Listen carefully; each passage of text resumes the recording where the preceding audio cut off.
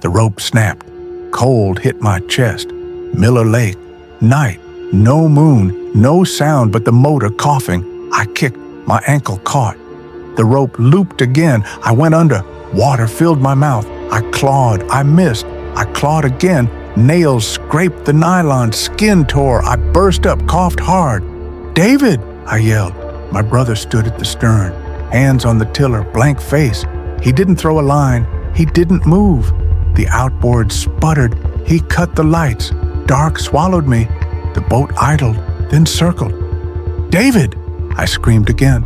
My voice cracked. He said one thing, "Hold on." Flat, dead flat. I dragged the knot to my knee, twisted my foot, burned. Rope bit my skin. I kicked the other way. It loosened. Not enough. I went under again. Pressure crushed my ears. I heard my own pulse. I saw black. I forced calm. Fingers found the knot. Turn. Fold. Pull it gave. Barely enough to slip. I kicked hard. Shot up. Air. Pain. Stars. The dock was dark. 50 yards. Maybe more.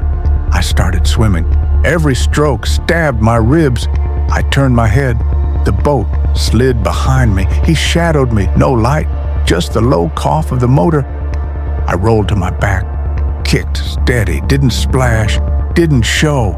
I let the dark hide me. Boards of the dock finally rose up. I bumped a piling. Splinters tore my shoulder. I grabbed the ladder. Climbed slow. Arm shook. Teeth chattered. I rolled onto the boards.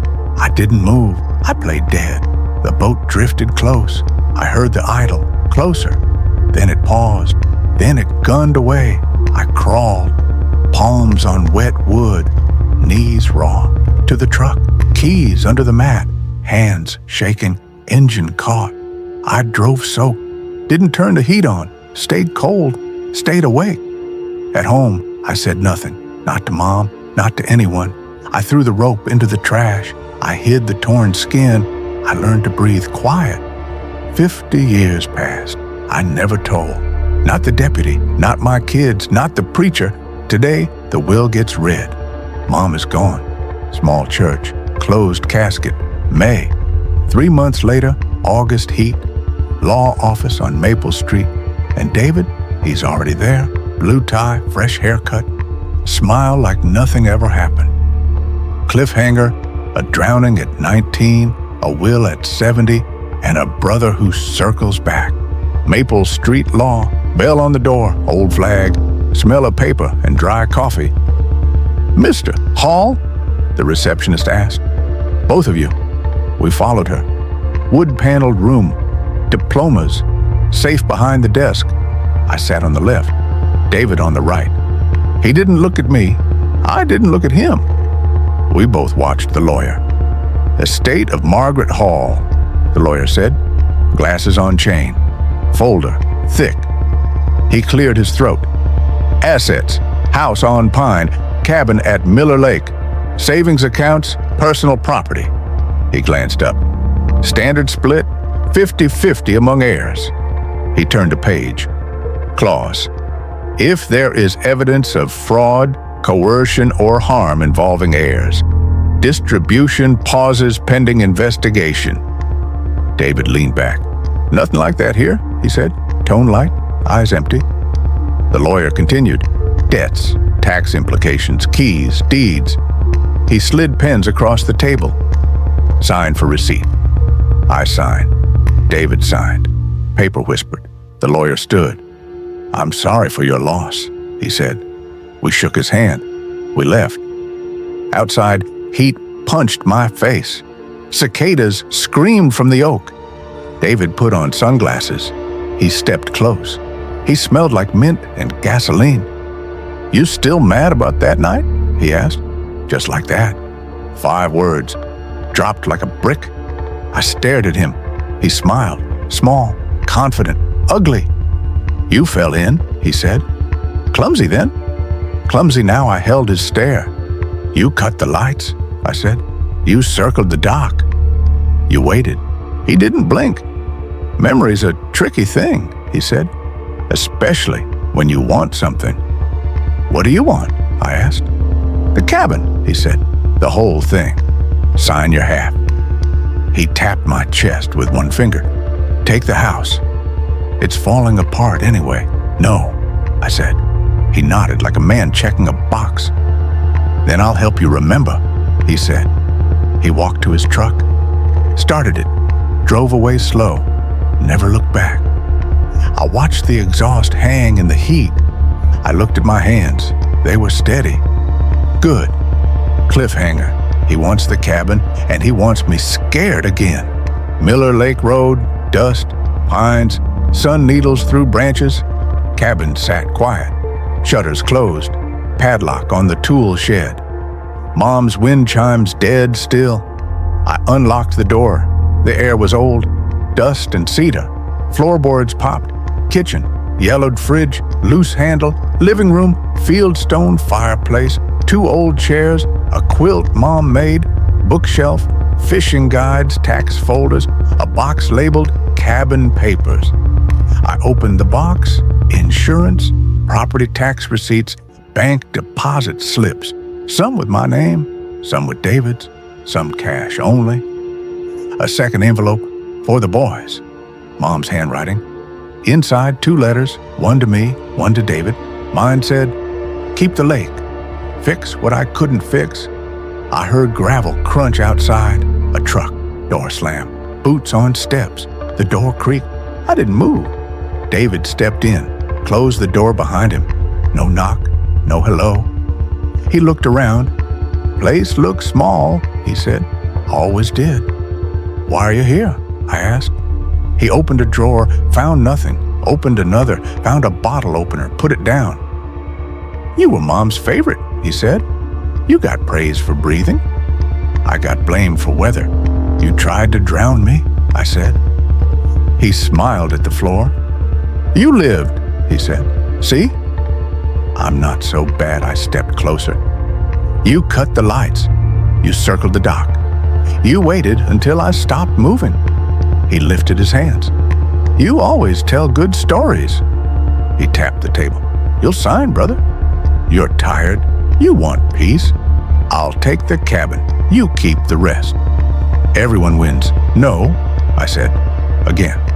He walked to the door, turned the knob, paused. Old men fall, he said. Old men forget. Old men get confused. Accidents happen. He left. Boots on the steps. Truck door slam. Engine. Gravel spray. Silence again. I locked the door. Pulled the blinds. Opened the gun cabinet. Hinges squealed. Single barrel 12 gauge. Clean. Shells in the red box. I set it on the table. I called the sheriff. No answer. I left a message. Deputy Price, this is Mark Hall. I need a welfare check at the cabin tonight. My brother's been prowling. I sat. I waited. Rain started in the afternoon. By evening, it hammered. Cliffhanger. He's marked his target. I'm not backing up. Night. Rain on 10. Phone buzzed. Unknown number. I answered. A woman's voice, breathing tight. You don't know me, she said, but you should be careful. Who is this? Silence. Then, he owes people. Real ones. He promised the cabin. He promised fast. If you don't give it, they'll take it. Who are you? I asked again. She hung up. Deadline. I saved the number. No name. Headlights cut through the curtains. White glare. Close. Right up to the porch. I killed the lamp. Moved to the window. Spread a sliver in the blind. Pickup idled. Driver in shadow. I knew the shape. David. He didn't move. He didn't knock. I let him wait. 5 minutes. 10. 15. He backed up slow. Stopped at the drive. Then gunned the engine and ripped past the mailbox. Gravel spit. Tail lights gone. I called Deputy Price again. Voicemail. Price, it's Mark Hall. He's casing the place. Please roll by. I set the phone down. Rain got louder. Wind bent the pines. The chimes woke. Clanged wild. I put the shotgun on the table. Shells lined in a row. I checked the latch on the back door. I checked the latch on the front. I poured coffee. Black, no sugar, kept my hands busy. At midnight, another call, same unknown number. I answered. "Don't be a hero," the woman said. "You're 70.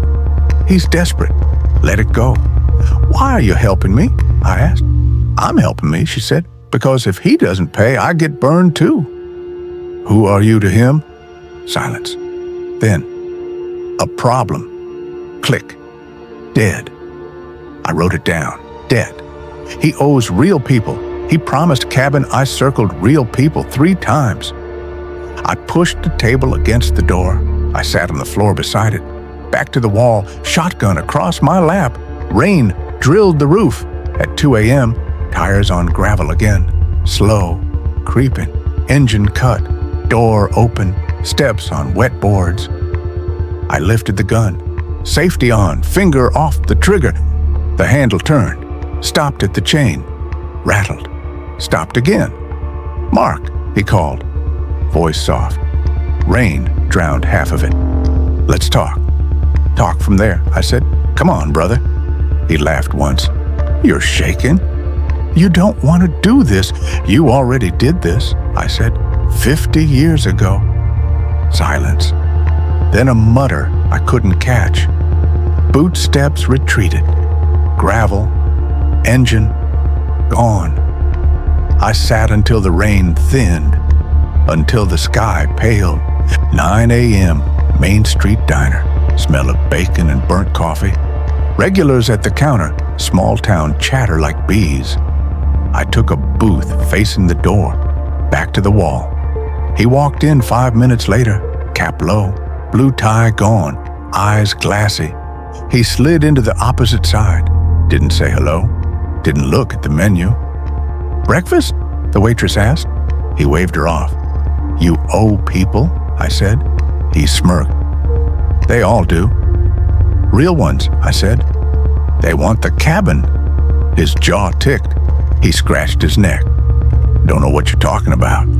"Stop," I said. "Take the house. Take the savings. Take my truck. But not the cabin," he leaned in. "You think this is about fishing?" He tapped the Formica with 2 fingers. "That cabin clears my slate. I sign it. They leave me alone." "Who?" I asked. He looked at the door, then at the window, then at his hands. He didn't answer. The waitress poured coffee anyway. He pushed the cup away. I held mine. "You tried to kill me," I said, finally, out loud. At a table with witnesses, his eyes lifted slow. He didn't blink. "You slipped," he said. Same lie, same voice. "You cut the lights," I said. "You circled. You waited. Old story," he said. "Let it die." "It didn't die," I said. "I didn't die." A man at the counter turned, listened, then turned back. David lowered his voice. "Sign it, or old men fall, old men forget. Old men don't wake up from naps." He smiled. He wanted me to flinch. I didn't. "You touch me again," I said. "I press charges. I tell the sheriff about the lake, about last night, about your friends." He chuckled. "You think they care? You think a deputy in a corn county wants to write a report on 2 grandpas fighting over a shack?" I set cash on the table. "Stay away from the cabin," I said. I stood. He grabbed my wrist. Hard. Pain shot up my arm. The waitress snapped. "Everything okay?" David smiled up at her. "Just brothers," he said.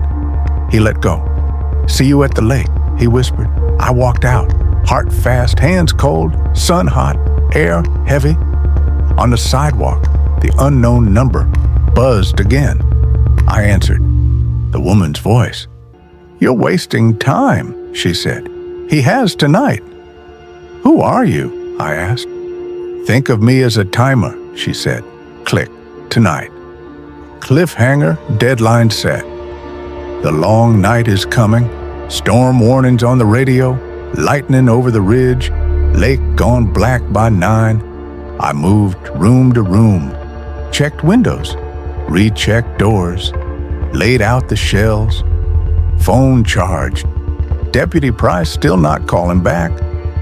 I pulled the kitchen table to the front door, chair braced under the knob, shotgun on the table, flashlight next to it, thermos of coffee, 2 sandwiches I didn't touch. 10:30. Wind slammed the eaves. The chimes screamed again. I killed the lamps. Let the lightning give me light. Gravel, slow, not a truck, something lighter. Maybe the woman, maybe not. Knock. 3 taps, no voice. Who is it? I asked. Silence. Then a whisper. Let me in. Name, I said. Pause. Kelly, she said. The cause. I opened the blind, a finger. Dark hood, small frame, wet hair, eyes alert. I set the chain, opened 2 inches. She slid her phone through the gap. Screen lit. Messages. David. Promising numbers. Promising the cabin. Promising tonight. He's drunk, she said. He's angry. He'll bring someone. Maybe he won't. But he said midnight. Why warn me? I asked. Because if there's a body, they don't get paid, she said. And if he's alive without the deed, they hurt me. She pulled the phone back. Call the sheriff, she said. Call anyone. Make noise. I did, I said. No answer. Tie something loud to the door, she said. Pans, bottles. She pointed. See you never, she added. She ran into the rain and vanished. I tied pots to the knob with twine. Cheap alarm. I pushed the dresser against the back door. I moved the couch to the window line. 11:40. Headlights swept the pines. Stopped 40 yards out. Engine off. 2 shapes stepped into the rain. One tall, one shorter. Neither hurried. They came up the path. Boots sucking mud. No talking. I stood behind the table, breath slow, mouth dry, hand steady. The knob turned, pots clanged, they froze, lightning flashed. I saw David's face for a slice of a second, soaked, slack, focused. Mark, he called, let's stop playing. Leave, I said. Metal scraped the lock. A tool, they worked fast. Good at it. I racked the shotgun, loud in a small cabin. Last warning, I said. Wood cracked at the jam. The chair jumped. They hit the door again. Again, the chain tore. The door burst 6 inches. I shouldered the gun. The shorter man shoved an arm through. Glove, crowbar.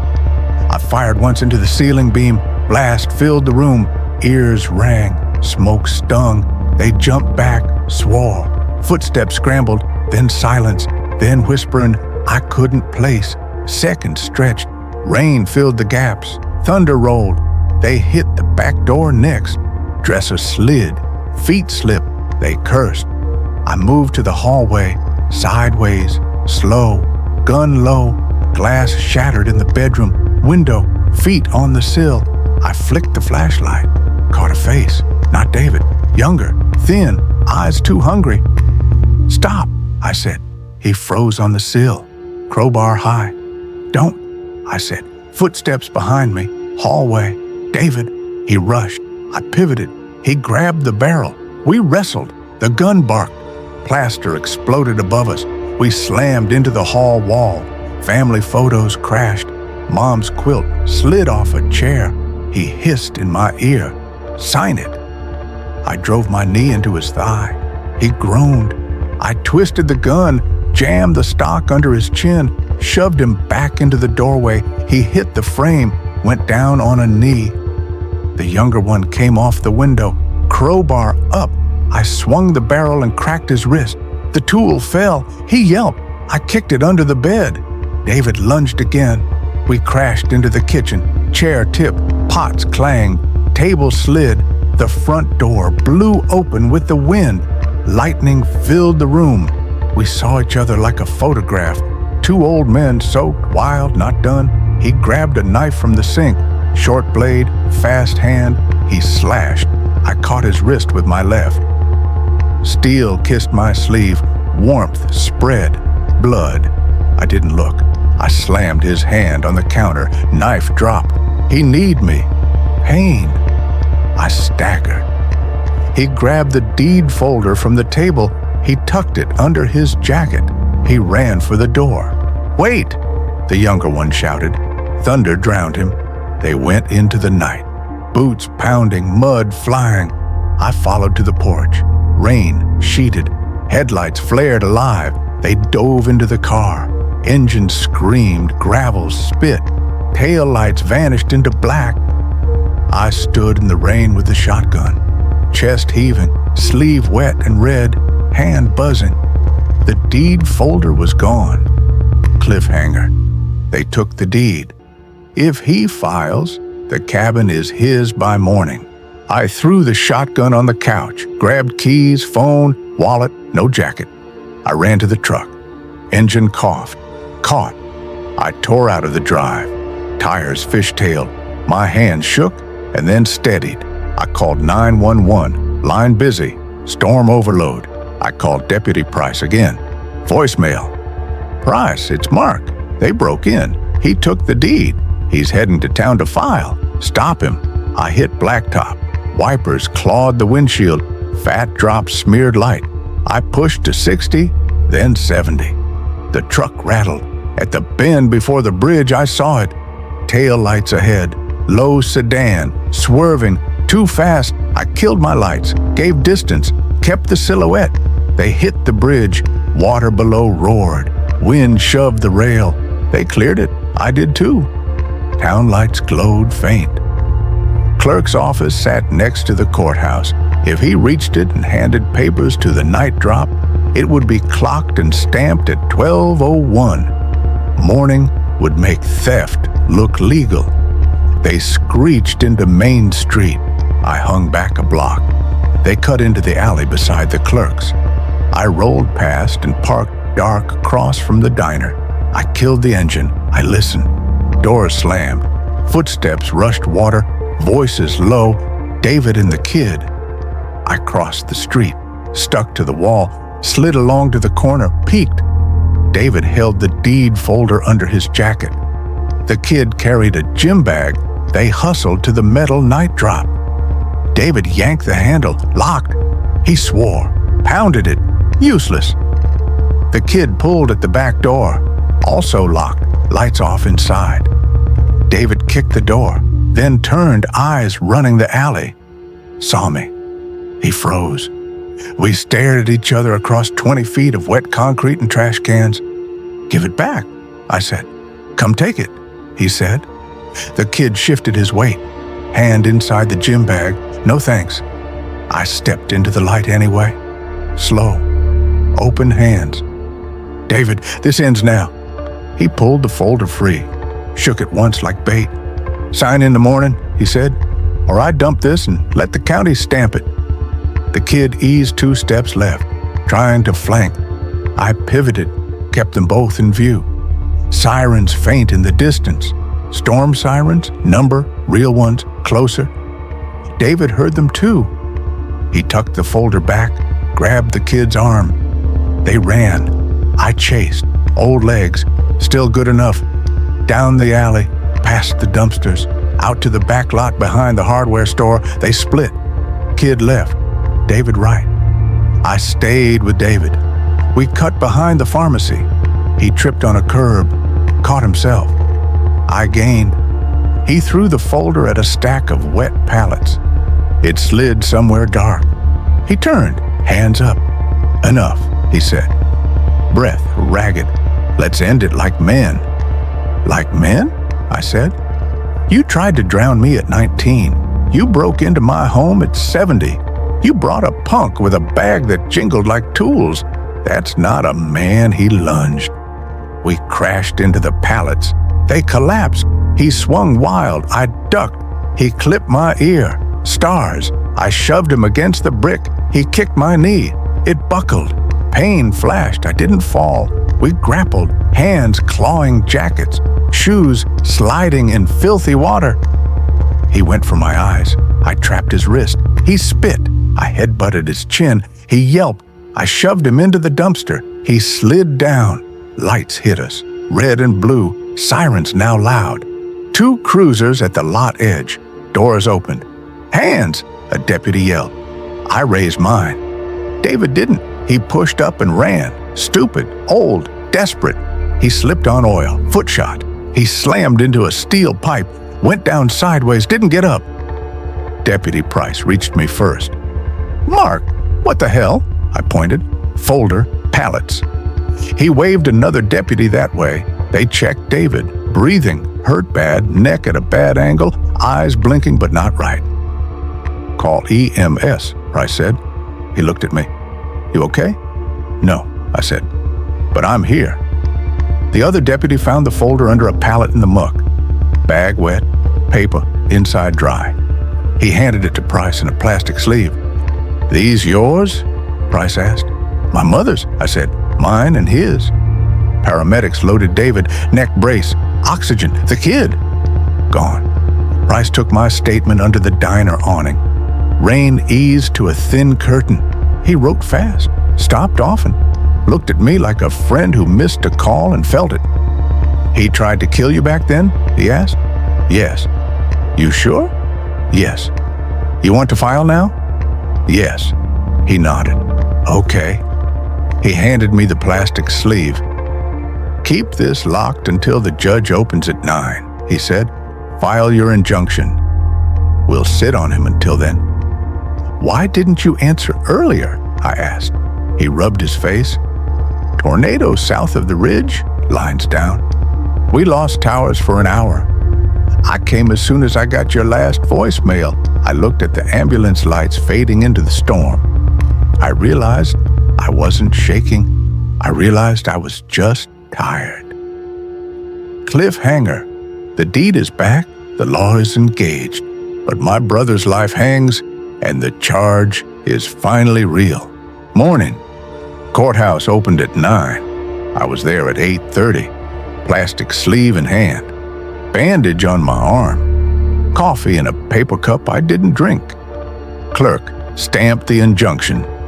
Judge signed an emergency hold on any transfer.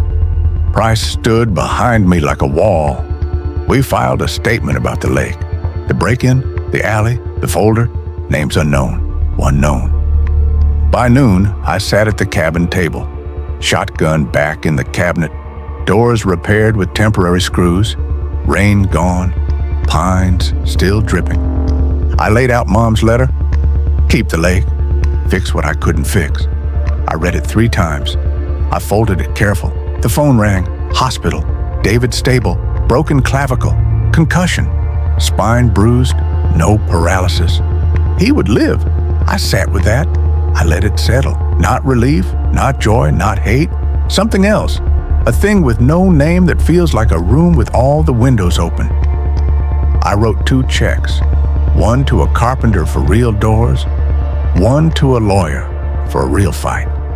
I stood on the porch, lake flat, no motor, no circles, just water. I spoke out loud. "You didn't take me at 19, David. You won't take me at 70. You won't take this place from my kids."